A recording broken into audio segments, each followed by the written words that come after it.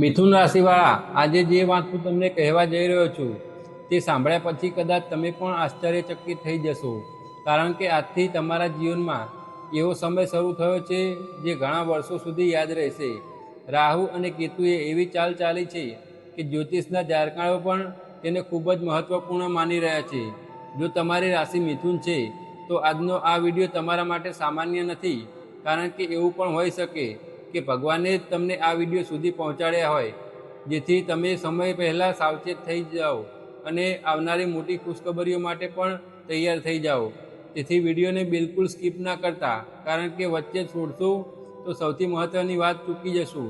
આજે હું તમને એવી 3 ખુશખબરો જણાવવાનો છું જે ઓગસ્ટથી ડિસેમ્બર વચ્ચે તમારા જીવનમાં ચમત્કાર કરી શકે છે. સાથે 2 એવી ચેતવણીઓ પણ આપીશ જેને અવગણશો તો સારું ચાલતું કામ પણ બગડી શકે છે. વિડીયો આગળ વધે તે પહેલાં મારી એક વિનંતી છે. જો તમે ભગવાન મહાદેવમાં વિશ્વાસ રાખો છો અને તમને લાગે છે કે સારા કર્મનું ફળ એક દિવસ જરૂર મળશે, તો અત્યારે જ આ વિડીયોને એક લાઇક જરૂર કરી દેજો. તમારો એક લાઇક અમને આવી જ જ્યોતિષ અને આધ્યાત્મિક માહિતી તમારા સુધી પહોંચાડવાની પ્રેરણા આપે છે. અને કમેન્ટ બોક્સમાં દિલથી ઓમ નમઃ શિવાય અથવા રાધે રાધે જરૂર લખજો. એવી માન્યતા છે કે ભગવાનનું નામ લખવાથી સકારાત્મક ઉર્જા વધે છે અને સારા સંયોગો ઝડપથી જીવનમાં પ્રવેશ કરે છે. હવે ચાલો શરૂ કરીએ આજની સૌથી મહત્ત્વપૂર્ણ વાત. મિત્રો, થોડા સમય પહેલાં રાહુએ પોતાનું નક્ષત્ર પરિવર્તન કર્યું છે. અત્યાર સુધી રાહુ શતભિષા નક્ષત્રમાં હતા, પરંતુ હવે તેઓ મંગળના ધનિષ્ઠા નક્ષત્રમાં પ્રવેશી ગયા છે. આ પરિવર્તન સામાન્ય નથી. જ્યારે પણ રાહુ નક્ષત્ર બદલે છે ત્યારે તેની અસર ઘણા મહિનાઓ સુધી રહેતી હોય છે. મિથુન રાશિ માટે અસર ખાસ કરીને ઓગસ્ટથી ડિસેમ્બર વચ્ચે વધુ સ્પષ્ટ જોવા મળશે, કારણ કે હાલમાં રાહુ તમારા ભાગ્યના ભાવમાં ગોચર કરી રહ્યા છે. 9મો ભાવ એટલે ભાગ્ય, ધર્મ, ગુરુ, પિતા, આશીર્વાદ અને જીવનની દિશા.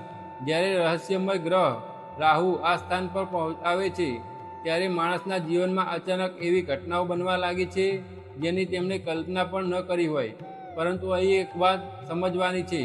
રાહુ માત્ર શુભ ફળ આપતો ગ્રહ નથી. રાહુ પહેલાં માણસની પરીક્ષા લે છે અને પછી તેનું ફળ આપે છે.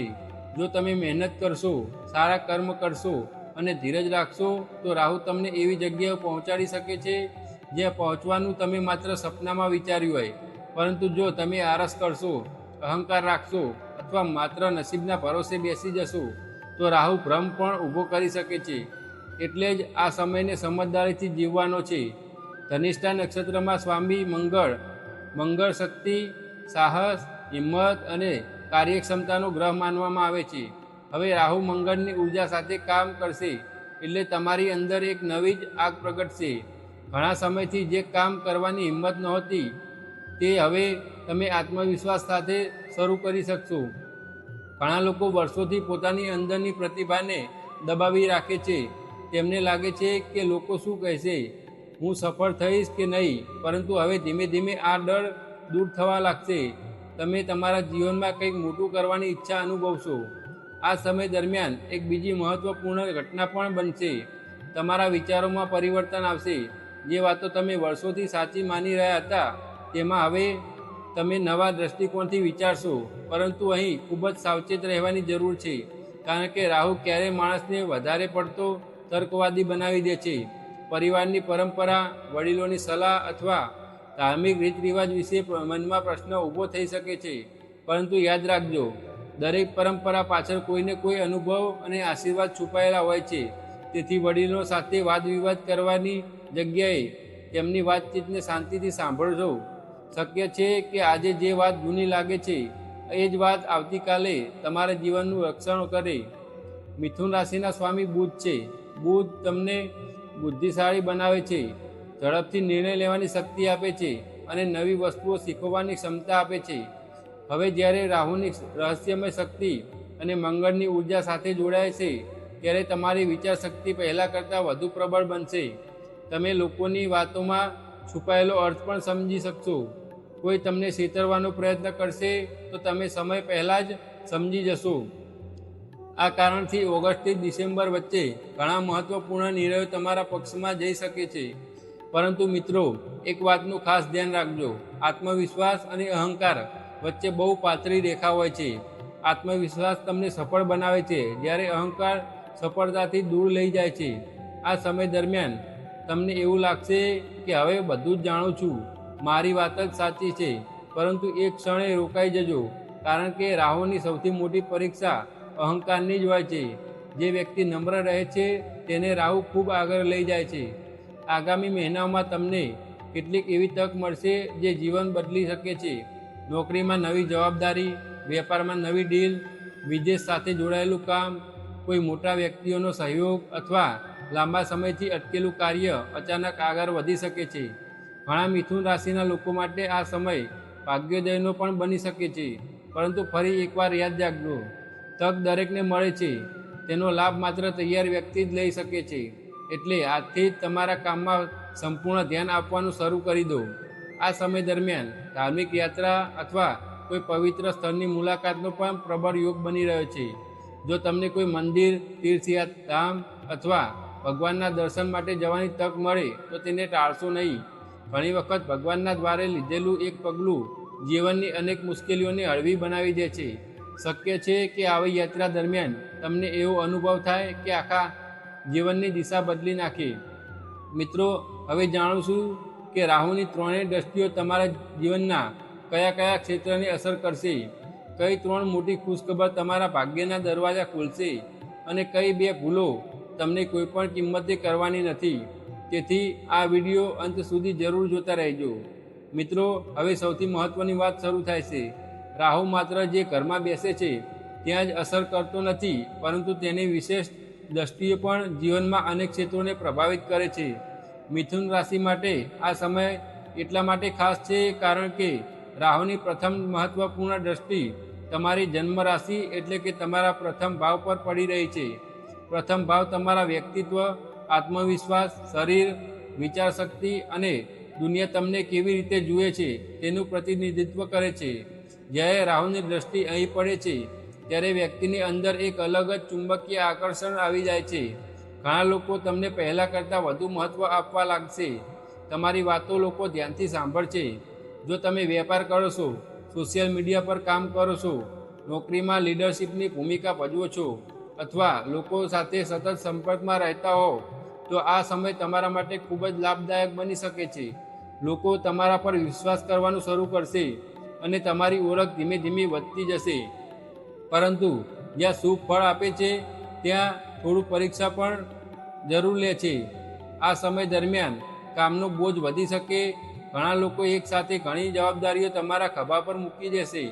વધારે વિચાર કરવો, રાત્રે મોડી સુધી જાગવું, મોબાઈલનો વધુ ઉપયોગ કરવો અથવા સતત માનસિક દબાણમાં રહેવું તમારા સ્વાસ્થ્ય પર અસર કરી શકે છે. ખાસ કરીને માથાનો દુખાવો, આંખોમાં થાક, ઊંઘની અછત અથવા માનસિક બેચેની અનુભવાઈ શકે છે. તેથી કામ જેટલું જરૂરી છે એટલો જ આરામ પણ જરૂરી છે. યાદ રાખજો, સ્વસ્થ શરીર જ સફળતાનો સૌથી મોટો આધાર છે. હવે વાત કરીએ રાહુની બીજી મહત્વપૂર્ણ દ્રષ્ટિની. આ દ્રષ્ટિ તમારા ત્રીજા ભાવ પર પડી રહી છે. ત્રીજો ભાવ હિંમત, પરાક્રમ, સંચાર, નાના ભાઈ બહેન, નવી કુશળતા અને પોતાના પ્રયાસોથી મળતી સફળતાનો ભાવ છે. રાહુની આ દ્રષ્ટિ તમારા અંદર છુપાયેલી પ્રતિભાને બહાર લાવશે. કદાચ વર્ષોથી તમે કોઈ કામ કરવા માગતા હતા પરંતુ આત્મવિશ્વાસના અભાવે શરૂ કરી શક્યા નહોતા. હવે સમય બદલાઈ રહ્યો છે. નવી ટેકનોલોજી શીખી શકો છો, કોઈ નવો કોર્સ કરી શકો છો, ઓનલાઈન બિઝનેસ કરી શકો છો અથવા પોતાના શોખને કમાણીનું સાધન બનાવી શકો છો. જે લોકો યુટ્યુબ, ફેસબુક, ઇન્સ્ટાગ્રામ અથવા અન્ય ડિજિટલ ક્ષેત્રમાં કાર્ય કરે છે તેમના માટે પણ આ સમય નવી તક લઈને આવી શકે છે. ઘણા મિથુન રાશિના લોકો લાંબા સમયથી પોતાના જીવનમાં કંઈક અલગ કરવાની ઈચ્છા રાખતા હતા. તો હવે બ્રહ્માંડ તમને કહી રહ્યું છે કે ડરવાનું બંધ કરો અને આગળ પગલું ભરો, કારણ કે રાહુ અને મંગળની સંયુક્ત ઉર્જા તમને હિંમત આપશે. પરંતુ એક વાતનું ખાસ ધ્યાન રાખજો, ઉતાવળમાં કોઈ મોટો નિર્ણય ન લેવો. દરેક નવી તક સારી હોય એવું જરૂરી નથી. કોઈપણ દસ્તાવેજ પર સહી કરતા પહેલાં તેને સારી રીતે વાંચજો. કોઈની વાતમાં આવીને પૈસાનું રોકાણ કરશો નહીં, કારણ કે રાહુ ક્યારેક ચમકદાર વસ્તુઓ બતાવીને માણસને ભ્રમમાં પણ મૂકી દે છે. ત્રીજા ભાવનો સંબંધ નાના ભાઈ બહેન સાથે પણ હોય છે. તેથી પરિવારની અંદર નાની વાતને મોટી ન બનવા દેવી. ઘણી વખત આપણને સાચા હોઈએ છતાં સંબંધ બચાવવા માટે થોડું મૌન રાખવું વધુ યોગ્ય હોય છે. ખાસ કરીને ઓગસ્ટથી ડિસેમ્બર વચ્ચે શબ્દોનું ખાસ ધ્યાન રાખજો. ગુસ્સામાં બોલેલા શબ્દો વર્ષો સુધી સંબંધોને નુકસાન પહોંચાડી શકે છે. હવે વાત કરીએ રાહુની સૌથી શક્તિશાળી દ્રષ્ટિની. આ દ્રષ્ટિ તમારા 5મા ભાવ પર પડી રહી છે. 5મો ભાવ બુદ્ધિ, સંતાન, પ્રેમ સંબંધ, શિક્ષણ અને ભવિષ્યની યોજનાઓનો ભાવ છે. રાહુની આ દ્રષ્ટિ કારણે તમારી વિચારશક્તિમાં અદ્ભુત વધારો થશે. ઘણા લોકોને અચાનક નવા વિચારો આવશે. જો તમે લેખક, સંગીત, શિક્ષણ, ડિઝાઇન, માર્કેટિંગ અથવા કોઈ સર્જનાત્મક ક્ષેત્રમાં કામ કરો છો તો તમારી અંદર એક નવી કલ્પનાઓનો જન્મ લેશે જે તમને અન્ય લોકોથી અલગ ઓળખ આપશે. વિદ્યાર્થીઓ માટે પણ આ સમય ખૂબ જ સારો છે. જો તમે મન લગાવીને અભ્યાસ કરશો તો મુશ્કેલ વિષયો પણ સરળ લાગવા માંડશે. ઘણા વિદ્યાર્થીઓને સ્પર્ધાત્મક પરીક્ષામાં સફળતા મળવાના યોગ પણ બની રહ્યા છે. પરંતુ ધ્યાન રાખજો કે સોશિયલ મીડિયા અથવા બિનજરૂરી મનોરંજનમાં વધુ સમય બગાડશો નહીં. રાહુ ધ્યાન ભંગ પણ કરાવી શકે છે, એટલે તમારે તમારા મન પર નિયંત્રણ રાખવું પડશે. જો તમે પ્રેમ સંબંધમાં છો તો આ સમય થોડો સમજદારીથી જીવવાનો રહેશે. નાની ગેરસમજને કારણે અંતર લાવી શકે છે. પાર્ટનરને સમય આપવો, તેમની વાત ધીરજથી સાંભળવી અને વિશ્વાસ જાળવવો ખૂબ જ જરૂરી રહેશે. ઘણી વખત લોકો કામમાં એટલા વ્યસ્ત થઈ જાય છે કે સંબંધોને સમય આપતા નથી અને પછી નાની નાની ફરિયાદો મોટી સમસ્યામાં બદલાઈ જાય છે. તેથી પ્રેમમાં અહંકાર નહીં પરંતુ સમજણ રાખજો. જે લોકો પરિણીત છે તેમને પણ જીવનસાથી સાથે ખુલ્લા દિલથી વાત કરવી જોઈએ. કોઈ પણ વાત મનમાં દબાવી રાખવાથી ગેરસમજ વધે છે. પરિવારનું વાતાવરણ પ્રેમમાં રહેશે તો રાહુનું ઘણા નકારાત્મક પ્રભાવ આપોઆપ ઓછા બની જશે. મિત્રો, હવે અહીં એક ખૂબ જ મહત્વપૂર્ણ રહસ્ય સમજજો. રાહુ હાલમાં મંગળના ધનિષ્ઠા નક્ષત્રમાં છે. મંગળ હિંમત આપે છે પરંતુ સાથે ઉતાવળ પણ કરાવે છે. એટલે આ સમય દરમિયાન તમને ઘણી જગ્યાએ એવું લાગશે કે તરત નિર્ણય લઈ લો. પરંતુ યાદ રાખજો, ઝડપથી લેવાયેલો નિર્ણય દરેક સાચો હોય એવું નથી. જ્યાં જરૂર હોય ત્યાં એક રાત વિચારજો, પરિવારની સલાહ લો અને પછી જ આગળ વધજો. આ નાની સમજદારી તમને મોટી મુશ્કેલીઓમાંથી બચાવી શકે છે. ઘણા મિથુન રાશિના લોકો માટે આ સમય દેવામાંથી બહાર આવવાનો પણ બની શકે છે. જો તમે લાંબા સમયથી આર્થિક દબાણમાં છો તો ધીમે ધીમે પરિસ્થિતિ સુધરતી જોવા મળશે. નવી આવકના સ્ત્રોત ઊભા થઈ શકે છે. અટવાયેલા પૈસા પાછા મળી શકે છે અથવા કોઈ એવી તક મળે છે જેનાથી તમારી આર્થિક સ્થિતિ મજબૂત બને. પરંતુ આવક વધે એટલે ખર્ચ પણ વધારી દેવાની ભૂલ કરશો નહીં. પૈસાનું યોગ્ય આયોજન જ ભવિષ્યને સુરક્ષિત બનાવે છે. મિત્રો, હજુ સૌથી મોટી 3 ખુશખબર અને 2 અત્યંત મહત્વપૂર્ણ ચેતવણીઓ બાકી છે. સાથે જ હું તમને એક એવો સરળ જ્યોતિષીય ઉપાય પણ જણાવીશ જે રાહુના નકારાત્મક પ્રભાવને ઘટાડવામાં મદદરૂપ બનાવવામાં આવે છે. તેથી વિડીયો છોડતા નહીં. મિત્રો, હવે સમય આવી ગયો છે એ 3 સૌથી મોટી ખુશખબરીઓ જાણવાનો જે રાહુના આ નક્ષત્ર પરિવર્તન પછી મિથુન રાશિના ઘણા લોકોના જીવનમાં જોવા મળી શકે છે. પરંતુ યાદ રાખજો, જ્યોતિષ સંભાવનાઓ દર્શાવે છે. દરેક વ્યક્તિનું ફળ તેની જન્મકુંડળી, દશા અને કર્મ પર આધાર રાખે છે. તેથી આ વાતોને માર્ગદર્શન તરીકે સમજજો અને પોતાના કર્મમાં ક્યારેય કમી ન આવવા દેતા. પહેલી ખુશખબરી એ છે કે લાંબા સમયથી અટકેલા કામોમાં હવે ગતિ આવવાની સંભાવના છે. ઘણા લોકો એવા હશે જેમણે મહિનાઓથી અથવા વર્ષોથી કોઈ એક કામ માટે મહેનત કરી હશે પરંતુ સફળતા હાથ લાગી ન હોય. હવે ધીમે ધીમે પરિસ્થિતિ બદલાતી જોવા મળશે. નોકરીમાં પ્રમોશનની વાત આગળ વધી શકે છે. નવી નોકરીનો અવસર મળી શકે છે.